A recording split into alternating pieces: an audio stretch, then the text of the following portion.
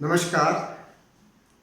आज मैं जिस विषय के बारे में आपके साथ विचार बांट लेना चाहता हूँ वो बहुत ही आज के संदर्भ में सटीक लगता है। विशेषतः विद्यार्थियों के जीवन में संगति का बहुत बड़ा प्रभाव होता है। संगति यानी क्या? सबसे पहले तो हमें ये समझना है संगति।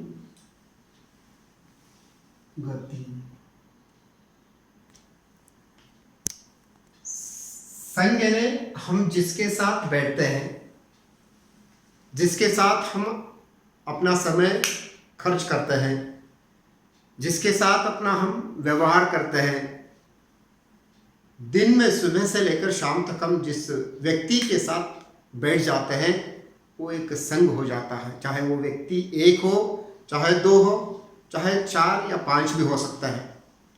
और गति यानी क्या? चलना उनके साथ, जिसके साथ हम बैठते हैं, उठते हैं, चलते हैं, भोजन करते हैं, बातें करते हैं, अपना व्यवहार कर लेते हैं, वो सभी हमारे संगति के अधीन आते हैं। इसलिए किसी विद्यार्थी का स्वभाव हम संगति के आधार पर समझ सकते हैं। संगति में 2 रूप है, एक सदाचारी,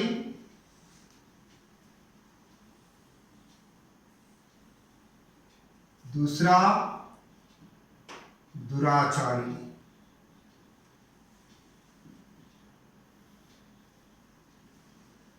एक छोटी सी कहानी याद आती है, हमें अपने गुरुजनों ने सुनाया था। जब भी कोई गुरु कक्षा में आते थे, अपने विद्यार्थियों से संबोधित करते थे, बेटा अच्छे लोगों के साथ रहना, सद्गुणियों के साथ रहना, सच्चारित्र के विद्यार्थियों के साथ रहना, जो अक्सर मेहनती होते हैं उनके साथ रहना, जो अक्सर प्रामाणिक होते हैं उनके साथ रहना, जो सत्य निष्ठा को समझ सकता है उसके साथ रहना, और जो अक्सर सकारात्मक रूप से सोचता है उसके साथ रहना। दुष्टों के साथ कभी नहीं बैठना बेटा, ऐसे रोजाना सुनाते थे। आते आते एक दिन ऐसा हुआ, बेटा दुष्टों से दूर रहना, दुराचारियों से दूर रहना, दुष्टों से दूर रहना। तो विद्यार्थियों को लगा कि ये बार बार यही क्यों दोहराते हैं, दुष्टों से दूर रहो, दुराचारी से दूर रहो, बुरे लोगों से दूर रहो। जैसे ही वो एक दिन गुरु कक्षा में आए, सारे विद्यार्थी उठ के बाहर चले गए और सर ने पूछा, ये क्या कर रहे हैं आप? सर आपसे बड़े दुष्ट कोई नहीं होता, यही तो बार बार आप सुना रहे हैं कि दुष्टों से दूर रहो, दुराचारी से दूर रहो। अब अगला पाठ कब पढ़ाएंगे? तब उन्हें ज्ञानोदय हुआ कि सच भी है, मैंने केवल विषय का पुनरावर्तन करते गया। इसलिए दुष्ट कौन है और शिष्ट कौन है, ये कहना बहुत ही कठिन प्रश्न है। जन्मजात उस विद्यार्थी के पास अच्छे और बुरे गुण स्वाभाविक रूप से आते रहते हैं, चाहे वो माता पिता के गुण हो सकते हैं, चाहे वो परिस्थिति के वश में आकर विद्यार्थी किसी से सीख सकता है। इसलिए विद्यार्थी जीवन में संगति का बहुत ही बड़ा गहरा असर होता है। बात करने की शैली विद्यार्थी की संगति से बदल जाती है, वस्त्र धारण करने के ढंग विद्यार्थी के बदल जाते हैं, यहाँ तक कि कभी कभी उसकी चिंतनशीलता भी बदल जाती है। दूसरों के सामने हम कैसे पेश आते हैं, अपना व्यवहार क्या होता है, इसी पर कभी कभी समझ सकते हैं कि इसके साथ बैठने वाले भी ऐसे ही है। इसलिए एक बचपन की कहानी याद आती है। एक ही माता से जन्म लेने वाले 2 पक्षियां जुड़वे, एक ऋषि के आश्रम में पलता है, दूसरा कसाई के आश्रम में पलता है। ऋषि के आश्रम में पलने वाला जो पक्षी होता है वो बोलता, आइए बैठिए, खाइए, आराम कीजिए। और दूसरा बोलता है जो कसाई के घर में पलता है, लाओ, काटो, खाओ, मारो। क्या अंतर है यहाँ पे? आज भी स्थिति ऐसी है। एक ही घर के 2 बच्चे अलग अलग विद्यालय में, अलग अलग वातावरण में जब विद्या अध्ययन करने के लिए आते हैं तो उस पर अलग अलग व्यक्तियों का प्रभाव होता है। हम उनके साथ बैठे रहते हैं। करीब सुबह 8 बजे से शाम के 5 बजे तक विद्यार्थी अधिकांश समय अपने गुरुजनों के संग ही बिताते रहते हैं। इसलिए तो मैं कहना चाहता हूँ विद्यार्थियों पर गुरुजनों का बहुत बड़ा प्रभाव होता है। इसलिए जैसा संग वैसा ही रंग कहा जाता है। जैसा संग वैसा ही रंग। जैसा संग वैसा ही रंग। रंगत बदल जाती है संगत से, याद रखिए विद्यार्थियों। मुझे एक कवि की बहुत ही सुंदर पंक्तियां याद आती हैं जो उर्दू के बड़े शायर गुलबर्ग आके ही मुझे सुनाया। संग करे अशरफ की बढ़त बढ़त जावे, संग करे अशरफ की बढ़त बढ़त जावे, संग करे चिल्लर की तो फल छोड़ के पत्थर खाए। यानी साधु संतों के साथ, सद्गुणियों के साथ, ईमानदारों के साथ, मेहनती व्यक्ति के साथ जब हम बैठ जाते हैं तो वही गुण हमारे हो जाते हैं। इसलिए कौन इसमें साधु है, कौन इसमें क्या बुरा है, ये भी कहना मुश्किल होता है। समय के अनुसार व्यक्ति बदलते जाते रहता है। यहाँ का व्यक्ति कल वहां पे नहीं रह सकता है। इसलिए अक्सर माता पिता कितने तो बार चिंतन मंथन करके अपने विद्यार्थियों को एक आदर्श पाठशाला में मात्र प्रवेश दिलाने की कोशिश करता है। क्यों? अपने बच्चों पे बहुत बड़ा असर वहाँ के वातावरण का हो सकता है, वहाँ के विद्यार्थियों का हो सकता है, वहाँ के प्रत्येक व्यक्ति का असर अपने विद्यार्थियों के मस्तिष्क पे जरूर होता है। इससे बढ़कर कुछ नहीं होता। इसलिए हमें कहना चाहिए कि विचार, आचार और उसके संस्कार, विचार, आचार और उसके संस्कार ही उसके भविष्य को क्या बहुत ही अर्थपूर्ण बनाने में सबसे पहला काम करते हैं। इसलिए मुझे ये कहना है, जो विद्यार्थी अक्सर समझ कर बैठ जाता है, कहा जाता है कि कभी कभी हम लोग कहीं बैठने जाते हैं बेंच टेबल पे तो हम अपने ही कर्चिप या कपड़ा लेकर साफ करके या धूल हटाकर बैठ जाते हैं। क्यों? कहीं धूल अपने कपड़ों को न लगे।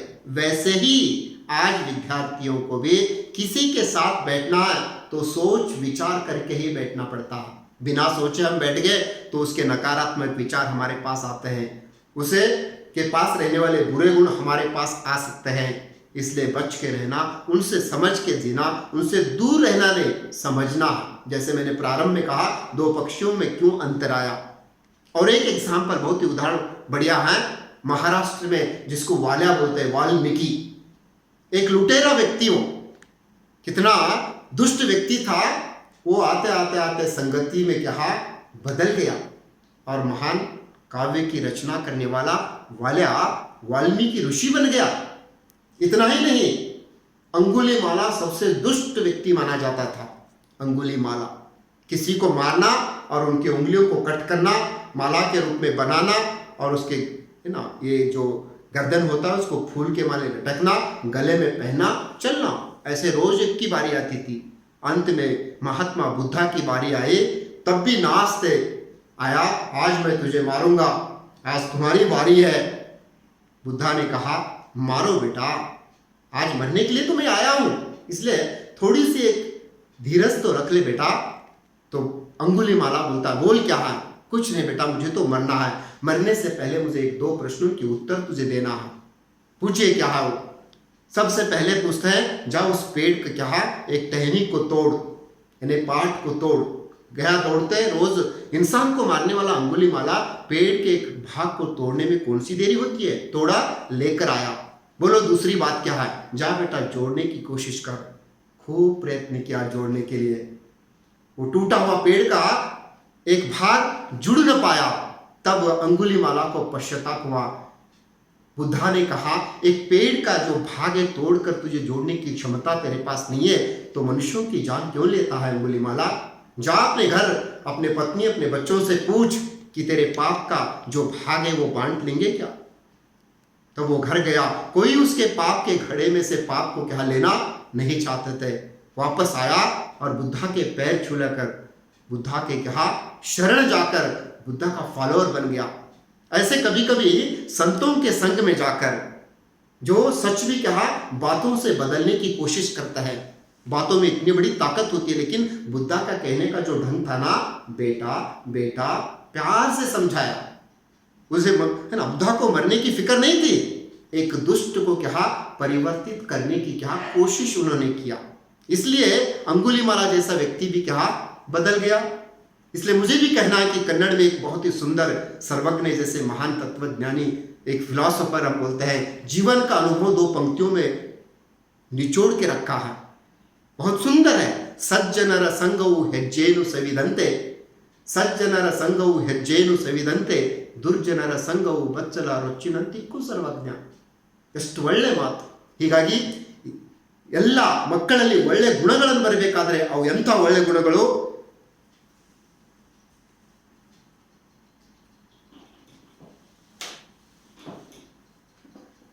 ये जो गुण होता है सत्यनिष्ठा,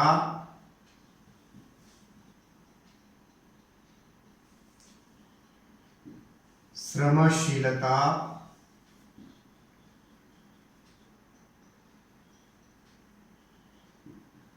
ये प्रामाणिकता,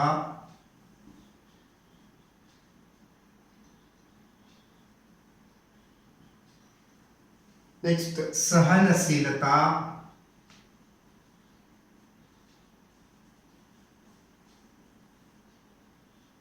पांचवा सेवा,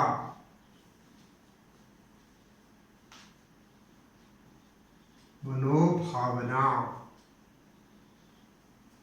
ऐसे गुण जिस विद्यार्थी के पास आ रहे हैं वो केवल मात्र एक सज्जन से आ सकता है, एक अनुभवी गुरु से क्या है वो विचार उसके पास आ सकता है। एक समझदार व्यक्ति जो होता है उससे मात्र इन सद्गुणों को पा सकता है। जिस विद्यार्थी के पास ऐसे सद्गुण आते हैं शायद वो पाठशाला विश्व की श्रेष्ठ पाठशाला बन जाती है। इसलिए शांति निकेतन जैसे एक पाठशाला में गुरु रविंद्रनाथ टैगोर के आसपास बैठकर विद्यार्थी जो सीखते थे, प्राकृतिक सौंदर्य को क्या ग्रहण करते थे, गुरु के क्या चरणों को छूते थे, उनकी बातों को बहुत श्रद्धा भक्ति से क्या सुनते थे और अपने जीवन में उतारने की कोशिश करते थे। जैसा गुरु वैसा ही शिष्य, जैसा गुरु वैसा ही शिष्य। गुरु गुड़ तो चेला चीनी बनता है, गुरु गुड़ तो चेला चीनी बनता है। गुरु से 2 कदम शिष्य जब आगे जाता है तो गुरु को बहुत बड़ी खुशी होती है। ऐसे सीवी रामन जैसे व्यक्ति को जब नोबेल पुरस्कार मिला तो उनके गुरु को बहुत आनंद हुआ। डॉक्टर एपीजे अब्दुल कलाम को राष्ट्रपति की कुर्सी जिस दिन मिली शायद उनके गुरुजनों को आत्मतृप्ति हो गई। जेसी बोस जिस दिन सस्य शास्त्र का अध्ययन करके हिंदुस्तान में प्रेसिडेंसी कॉलेज में साइंस पढ़ाने के लिए सबसे आगे निकल गए, उस दिन फादर लेफास्ट को बहुत ही खुशी हो गई। सर एम विश्वेश्वरैया जिस दिन बहुत ही अच्छे और सच्चे ईमानदार इंजीनियर बनकर अनेक निर्माणों की क्या नीति बनाई, उस दिन शायद नाथमुनि नायडू को बहुत ही क्या आत्मतृप्ति हो गई। इसलिए प्रिय विद्यार्थियों, मुझे यही कहना है, आप जहाँ पर भी जाते हैं, जिसके साथ भी बैठ जाते हैं, उसके बारे में सोचने के लिए कोशिश कीजिए। बिना सोच समझ उनके साथ मत बैठिए। अकेले बैठो, कभी कभी चलेगा, लेकिन दुष्टों के साथ मत बैठो। एक बात आती है, किताबों से दोस्ती करना कभी भी, किताबों से दोस्ती करना कभी भी साथ निभाते हैं दुख में भी। किताबें हमारे बहुत बड़े साथी होते हैं, संगी होते हैं, मित्र होते हैं। वे कभी किताबें हमसे ना चॉकलेट पूछते हैं, ना ही हमसे कोई पार्टी पूछते हैं, ना ही पैसा पूछते हैं। कितनी चाहिए अपने मन को पढ़ लीजिए। किताबें पढ़ने के लिए ग्रंथालय जाना पड़ता, ग्रंथालय के वातावरण में जाकर बैठ गए, आसपास 4 किताबें अच्छी रही, पढ़ कर क्या पंडित हो जाते हैं हम लोग, समझदार हो जाते हैं। जिन्होंने आज की स्थिति में मैं समझने की कोशिश मैं कर रहा हूँ, किताबें पढ़ना बहुत ज़रूरी है। जब तक हम महान लेखकों के, विज्ञानियों के, साधना के शिरोमणियों के जीवन चरित्र नहीं पढ़ते, तब तक हमारा जीवन महत्वपूर्ण नहीं हो सकता है। इसलिए किताबें ही हमारे साथी है, किताबें हमारे साथ रहना चाहती है, किताबें हमसे बातें करना चाहती है, किताबें कभी कभी हमसे ही प्रश्न पूछते हैं, किताबें ही हमसे कभी कभी बातें करते हैं, इसलिए वो हमारे साथ रहना चाहते हैं। धन्यवाद।